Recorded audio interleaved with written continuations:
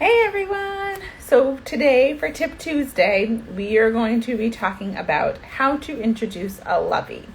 So a Lovey is a comfort item. So think like a stuffed animal, a small blanket that maybe someone made for your child. Traditionally, a Lovey is like those little things with the head, with the blanket for the body, a wabbanab, anything like that. Any kind of comfort item that your child may take to.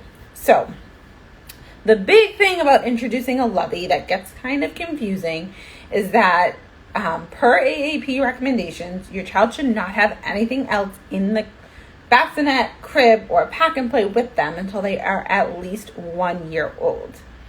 On the flip side of that, if you wait until your child is 1 or older to introduce this item, odds are they probably will not care about it at all. They'll have no attachment to it, and it won't actually be a comfort item for them. So what do? You can't have it in there too early, but if you start too late, then they're not going to care.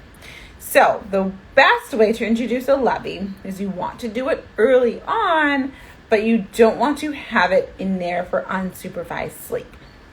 So what are some times that you would have that comfort item around?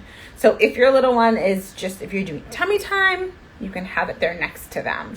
Anytime your child is nursing or bottle feeding, if the item is small enough, you can have it there on top of them. It will start to smell like you too, so that's always a plus. If your child is upset during the day, think for like newborns, infants, that witching hour. Once they start moving, if they fall and bump their head or their back or whatever it is and they get hurt, have that comfort item right there. If they are going to be in a stroller where they're facing you, you can have that item there. Really, any time that they are awake and needing looking for some comfort, have that item there ready.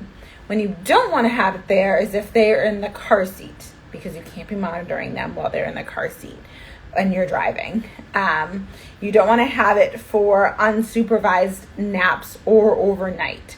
So sometimes families might think, okay, I'm going to put this comfort item in with my little one until they fall asleep, and then I'll take it.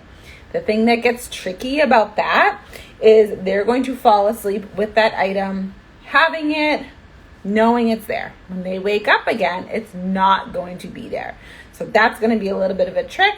They're going to wake up, they're going to look for it, they're going to call out for you to help them find it. So I don't recommend introducing that comfort item for sleep until they are old enough for you to leave it in there for them to have the whole time that they are sleeping, which is not until they are 1 year old or later. So really, if you want to introduce that comfort item, you want to do it during any other times that they need comfort, while they're feeding, if they're hurt, if they're upset, when they are just hanging out and playing around. Those are the times that you want to have it. You do not want to have it anytime that they are unsupervised, meaning that your eyes are not directly on them at all times while it's next to them.